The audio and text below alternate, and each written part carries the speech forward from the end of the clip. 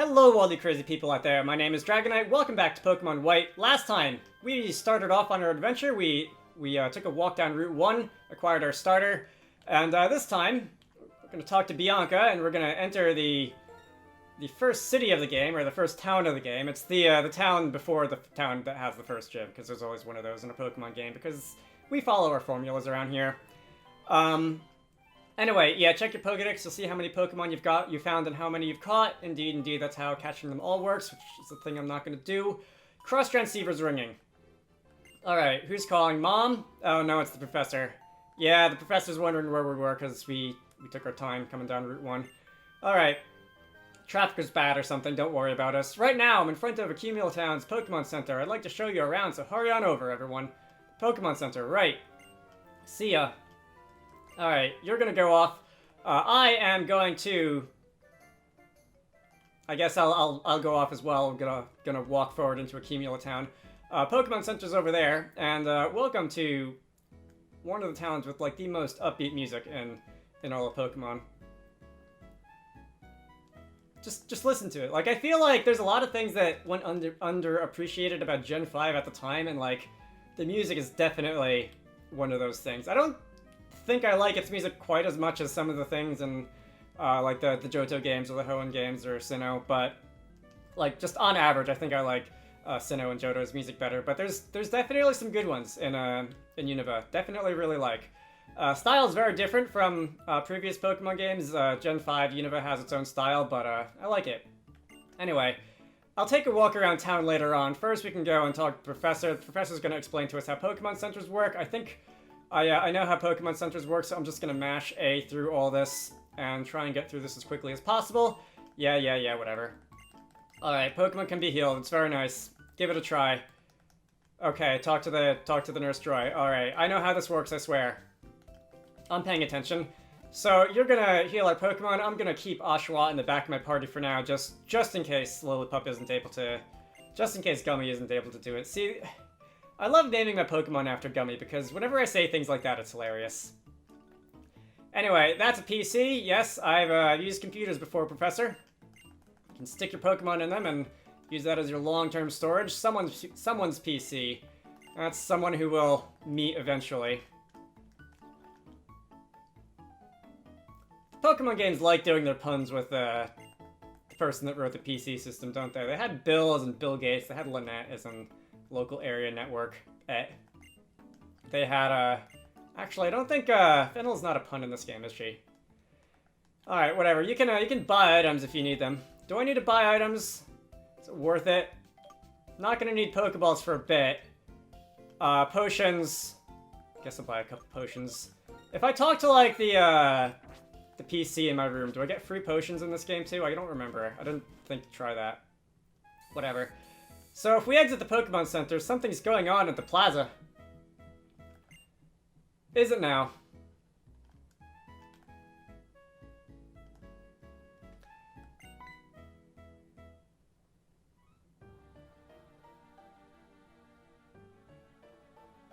My name is Getsus. I am here representing Team Plasma. Today, ladies and gentlemen, I would like to talk to you about Pokemon Liberation. I'm sure most of you believe that we humans and Pokemon are partners that have come to live together because we want and need each other. However, is that really the truth? Have you ever considered that perhaps we humans only assume that is the truth? Pokemon are subject to the selfish commands of trainers. They get pushed around when they are our, quote, partners, unquote, at work. Can anyone say with confidence that there's no truth in what I'm saying? Now, ladies and gentlemen, Pokemon are different from humans. They are living beings that contain unknown potential. They are living beings from whom we humans have much to learn. Tell me, what is our responsibility towards these wonderful beings called Pokemon? That's right, we must liberate the Pokemon. Then and only then will humans and Pokemon truly be equals. Everyone, I end my words here today by imploring you to consider the relationship between people and Pokemon, and the correct way to proceed. We sincerely appreciate your attention.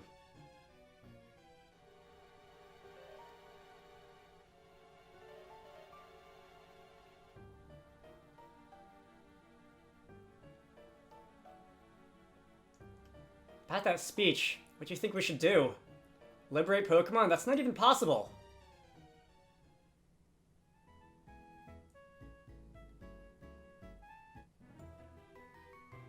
Pokemon.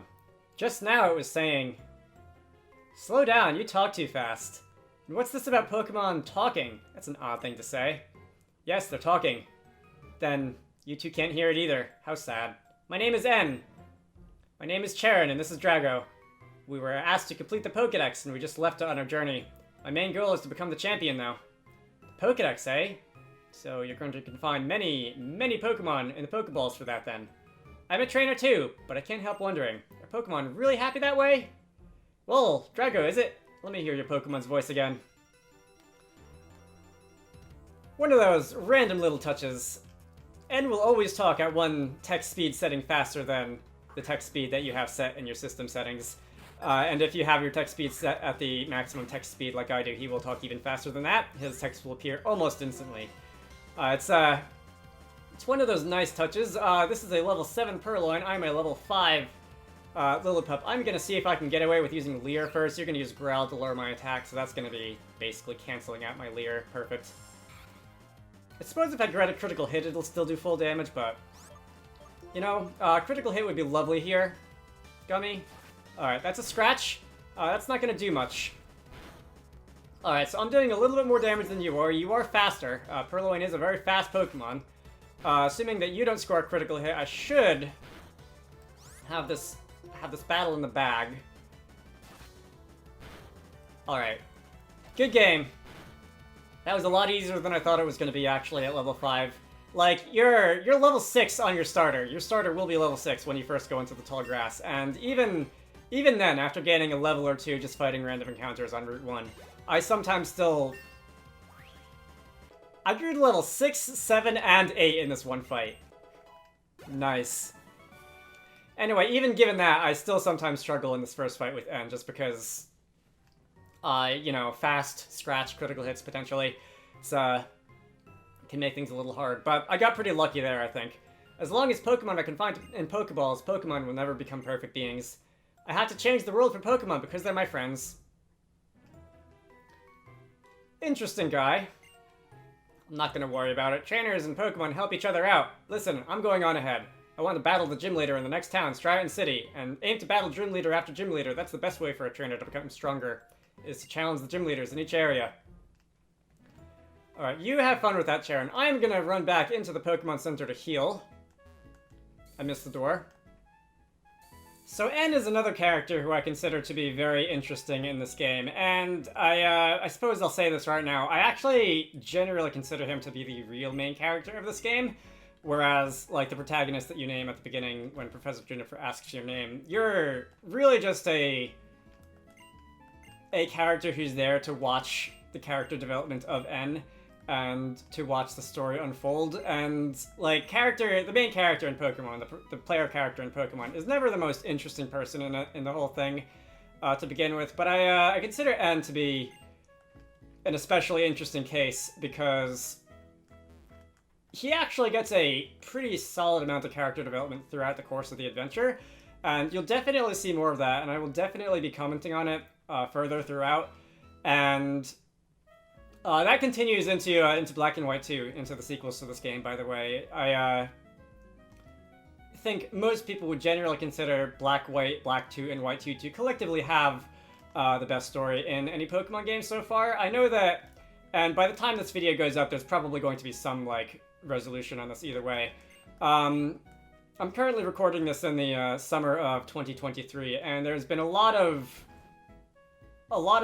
mumblings, rumors about getting a Legends Arceus game for Unova, if not straight up remakes to Pokemon Black and White, the way that you know, previous generations did. And here we have some musicians who will add to the soundtrack of Accumula Town, both a piano and some drums. Very interesting little detail. I'm interested to see if that ends up being what happens to Unova remake-wise, how that'll exactly go. I did enjoy Legends Arceus quite a bit, and I believe I did say towards the end of that game that it is a style that I'd like to see explored further in Pokemon. So if we do end up getting a game like that for Unova, or for just anywhere else, honestly, I'll be very interested to see to see how it goes. So I'm talking to everyone in here. I don't really expect anyone to give me an item in the first town, just to have it. As I said, I'm not going to be reading everyone's dialogue out loud because I want to preserve my voice a little bit.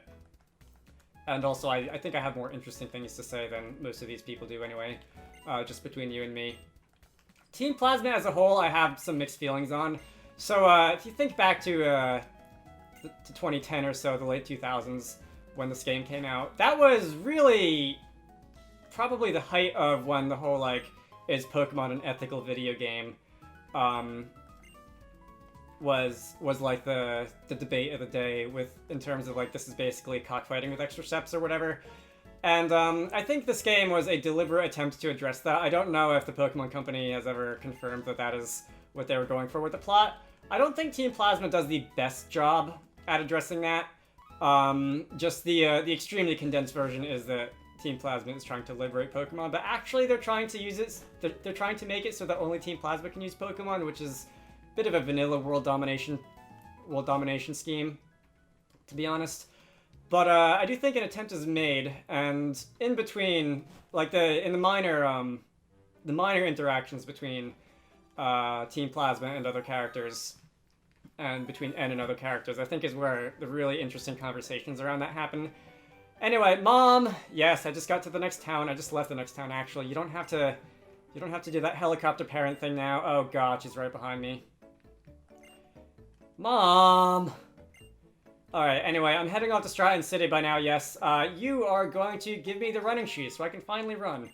To this day, I don't know why they give you the running shoes, like, part way into the adventure and not just allow you to run with the B button by default. I don't know if their target audience is very young kids and they didn't expect them to just know that automatically, and they wanted to make it kind of like an event. But whatever. So that's going to be a potion just sitting there on the ground, alright. Can make use of that. And I suppose this is a good time for me to explain how I'm going to be doing battles in this game, how I'm going to be handling battles in this game, editing-wise. As I so often do, I'm going to cut out most random encounters unless there's something particularly interesting that happens in them. And trainer battles I will leave in, and I will narrate through the first trainer battle of every video or so. And then I'll, in all likelihood, just speed up the rest, because that will make things just move along a little bit faster. And, let's see, I'm now level 8. That's 3 levels stronger than I was the last time I was in a battle. That's weird. Let's lure you and see if I can 2-hit KO you with Tackle. Where was I going with this? There was, this... Gen 5 was still part of the era in which there were a lot of trainer battles in some routes. It's not like in the modern day in which, a lot of routes only have, like, 3 or 4 trainers on them. There are some areas in this game with just a lot of trainers on them, and I don't want those areas to feel like they're just a complete grind to get through. So, if I can... Youngster Jimmy. If I can move things along like that, I definitely will make an effort to. Are you gonna fight me as well? No, you're just gonna tell me about tall grass. All right. There's an NPC down here who will tell you about jumping down ledges, and there's a cool little callback to this way close to the end of the game, and I hope I'll remember to mention it when it comes up for those who don't know what it is. But yeah, that's how I'm gonna be doing trainer battles. You are another trainer.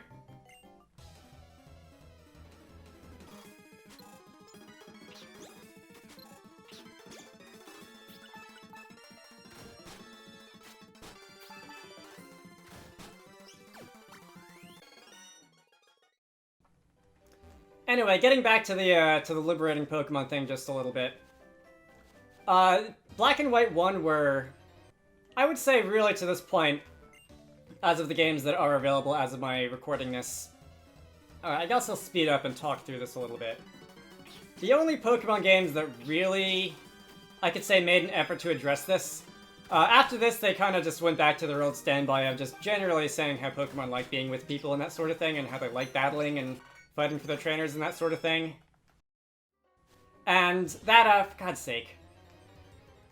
Could have gone around that one too. That is an answer to the dilemma that may or may not appease you. Some people seem to be more satisfied by it than others. I think I think Pokemon in general could do a better job of addressing that, but I also don't think it's like the most important thing about the series. And it definitely would probably delve into some more complicated topics than the usual Pokemon target audience would, you know, be expected to understand.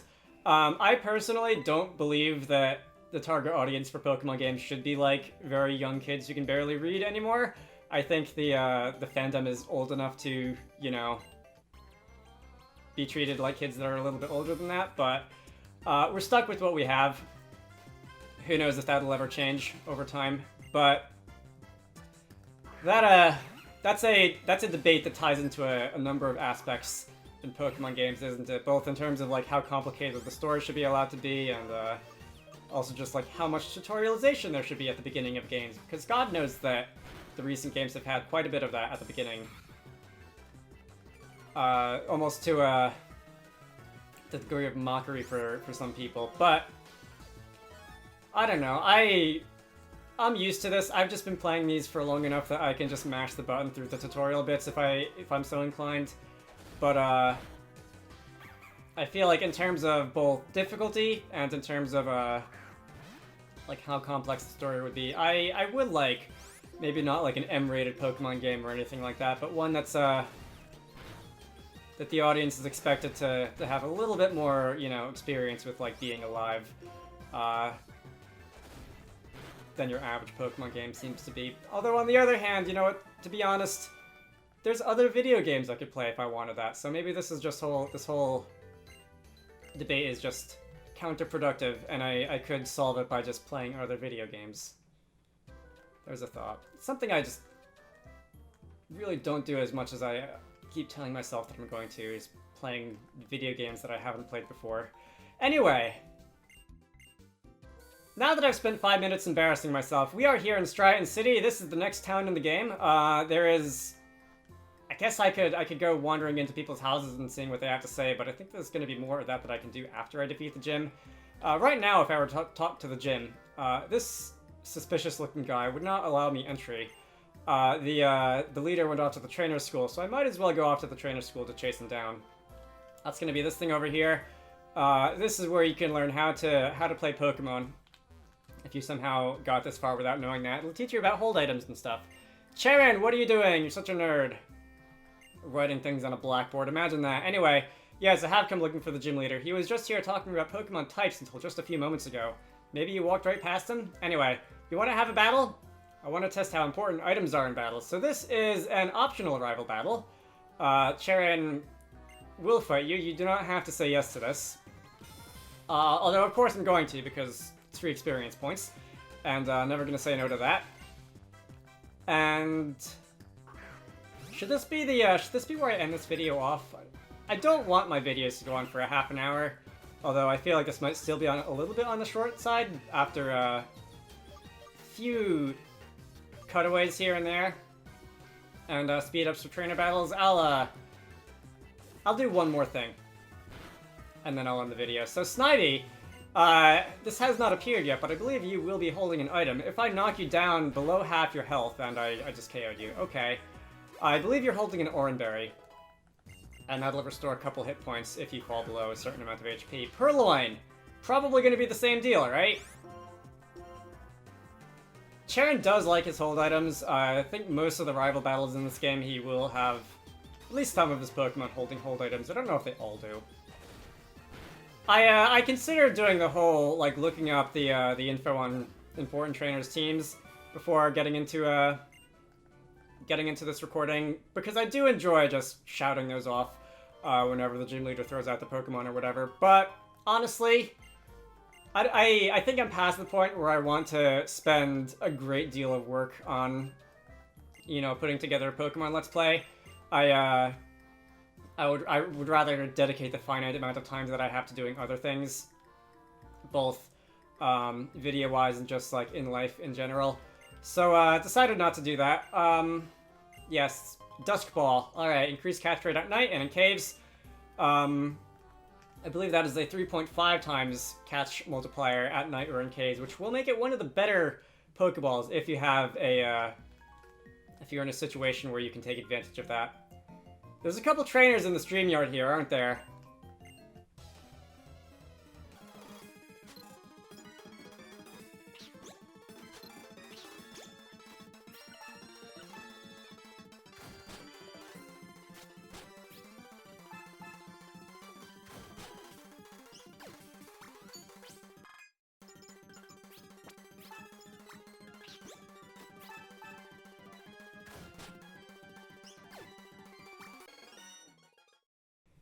I know I said that Lillipups, Herdy, or Stoutland belong in the fast experience group, so they don't need as many experience points to level up as some other things do, but god.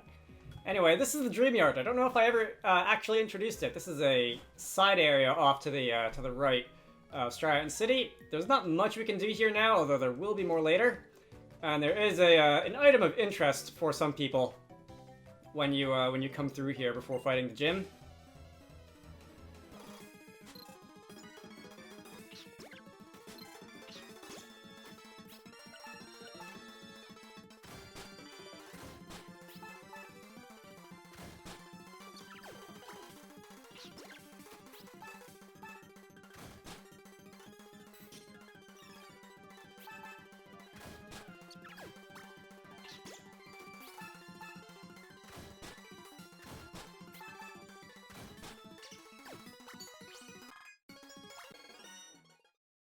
Youngster Joey.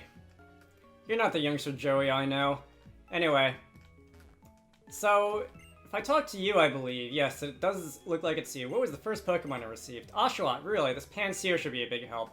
Oshawott does not do well against grass types, so you are going to give me a Pansear. This NPC will give out one of the elemental monkeys, which happens to cover the type that your starter is weak to. I will not be naming you. I will not be using this Pansear. You're going to be probably my cut user for most of the game, and then you'll just go in the PC. Probably. What was that? Next defend? Cross defend? Something like that? I wasn't actually paying attention.